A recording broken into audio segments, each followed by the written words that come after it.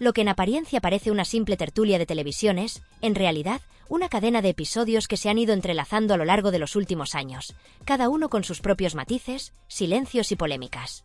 Para entenderlo, hay que empezar por una intervención que, aunque emitida hace apenas unas horas, ya ha encendido el debate: las declaraciones de Carlota Corredera.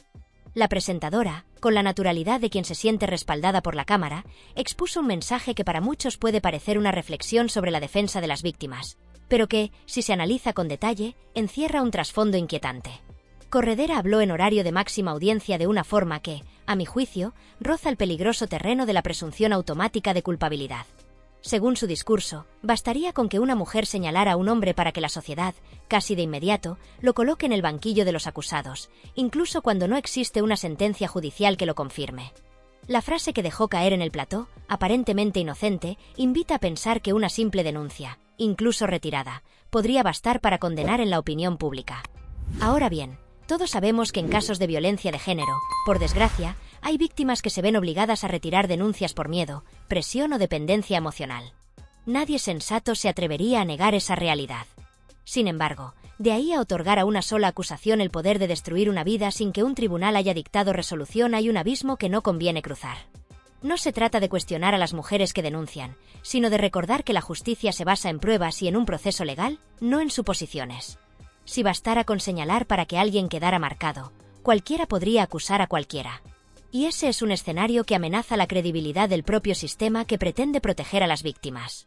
Mientras esta controversia ocupaba titulares y alimentaba debates en redes sociales, otro frente se reabría en el complejo universo de los Carrasco. Aquí entran en juego Rocío Carrasco, su hija Rocío Flores y el periodista Antonio Rossi, que actuó como testigo y narrador de una conversación especialmente reveladora. En ella, Rocío Flores confiesa que la figura de Fidel Albiac, actual pareja de su madre, no solo no facilitó la reconciliación entre ambas, sino que, según su percepción, terminó por alejarla todavía más. Las palabras de la joven, dichas con una franqueza que sorprendió a quienes las escucharon, son tan contundentes que apenas admiten matices. De no haber estado Fidel en la vida de Rocío Carrasco, madre e hija tal vez habrían encontrado un punto de encuentro. Esta afirmación, reproducida una y otra vez en programas y redes, reabre viejas heridas familiares y da pie a interpretaciones de todo tipo. Porque no se trata únicamente de una disputa madre-hija, sino de un relato que ha sido observado y comentado por todo un país, convirtiéndose en un culebrón mediático de enorme repercusión. A este escenario se suman otras escenas que alimentan la polémica. Víctor Sandoval, en un momento televisivo que quedó grabado en la memoria de muchos espectadores, confrontó a Rocío Carrasco de una manera inesperada, generando un ambiente cargado de tensión. Al mismo tiempo, tertulianos como Laura Fa y Kiko Hernández lanzaron insinuaciones sobre movimientos patrimoniales, mencionando supuestas maniobras para registrar bienes a nombre de terceros. Estas conjeturas, sin llegar a transformarse en acusaciones formales, bastaron para que el tema se instalara en la conversación pública. Y mientras todo esto se debatía en platós y redes, permanecía latente una historia que, aunque surgió hace tiempo, sigue siendo tan impactante como entonces: el testimonio del amigo de Pedro Carrasco. Ese relato, que en su momento apenas encontró eco en los medios, parece haber sido deliberadamente silenciado. No se trata de un simple comentario al pasar. Lo que este hombre reveló podría cambiar la percepción de muchos sobre episodios del pasado. Sin embargo, por razones que quizá nunca se aclaren del todo, su voz quedó relegada a un segundo plano, como si a ciertos intereses les conviniera que sus palabras no alcanzaran al gran público. Cada cierto tiempo, cuando alguien en redes sociales se atreve a recuperar ese testimonio, la historia vuelve a circular, levantando una polvareda que demuestra que el silencio nunca fue completo. Hay quienes aseguran que lo que dijo aquel amigo no solo es verídico, sino que explica aspectos clave de la vida de Pedro Carrasco y de su entorno familiar. Otros, en cambio, prefieren mirar hacia otro lado, quizá por incomodidad, quizá por miedo a remover viejas heridas.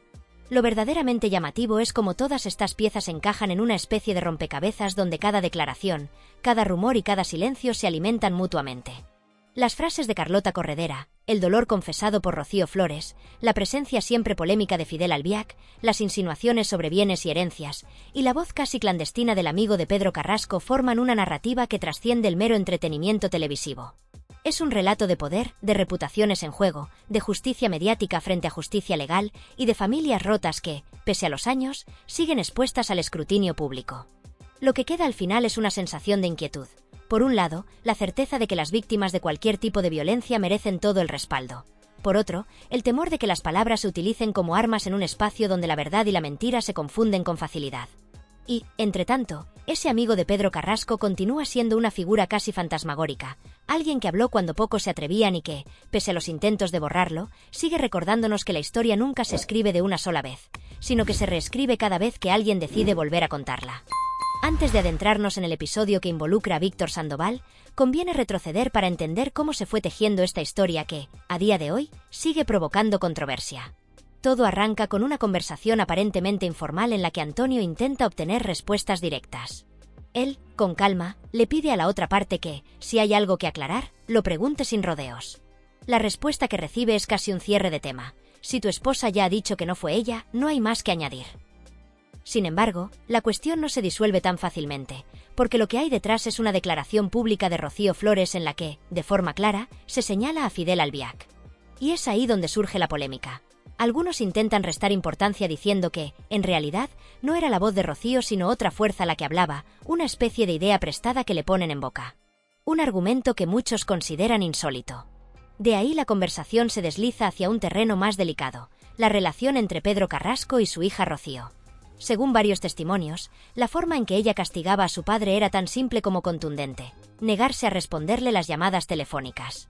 Quienes estuvieron cerca de Pedro recuerdan cómo él, desesperado, marcaba una y otra vez el número de su hija sin obtener respuesta. Ese silencio, cuentan, lo destrozaba.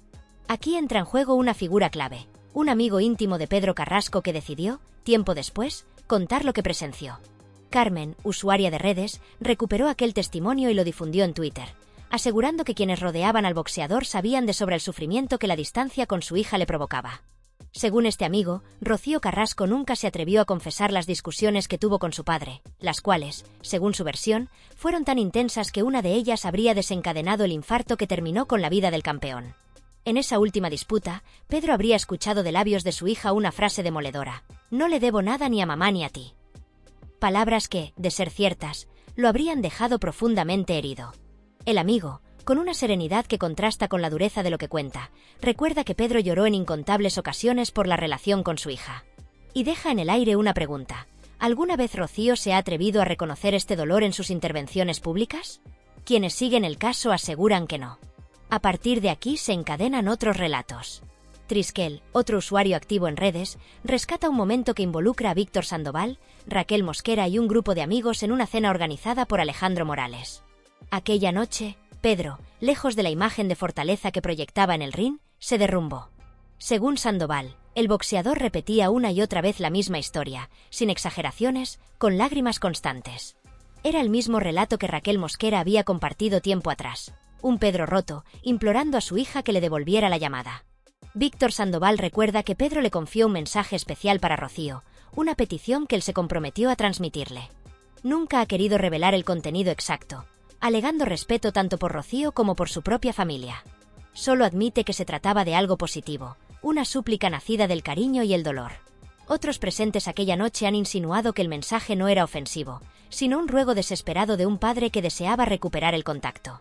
Tiempo después, Víctor cumplió su promesa y, en un plató de televisión, se encontró frente a Rocío Carrasco. Le comunicó aquello que Pedro le había rogado. La respuesta de ella, según el testimonio de Sandoval, fue fría y cortante. Él evita repetir textualmente las palabras, pero admite que la contestación fue desagradable. Algunos testigos aseguran que incluso hubo insultos de por medio, un gesto que dejó a todos en silencio. Lo más llamativo es que, cuando Sandoval relata este episodio, parte del público y algunos compañeros de programa se apresuran a restarle credibilidad, como si su reputación de personaje mediático le restara peso a sus palabras. Sin embargo, él mantiene su versión sin titubeos. Pedro le pidió que le dijera a su hija que, por favor, le contestara al teléfono, que lo llamara. Era un último intento de acercamiento de un padre herido. Estos fragmentos, dispersos en programas, redes sociales y recuerdos de amigos cercanos, han ido conformando una especie de mosaico que no deja a nadie indiferente. Queda la sensación de que, más allá de los platós y las cámaras, hay una historia de desencuentros familiares, orgullo y dolor que se ha intentado minimizar o directamente ocultar. Al final, cada cual extrae sus propias conclusiones. Algunos ven en estas narraciones la prueba de un distanciamiento irreparable entre padre e hija. Otros, en cambio, interpretan que se trata de recuerdos parciales, subjetivos, difíciles de comprobar. Pero lo que nadie puede negar es que el sufrimiento de Pedro Carrasco, relatado por quienes lo acompañaron en sus últimos días, sigue siendo una de las partes más crudas y menos contadas de toda esta trama.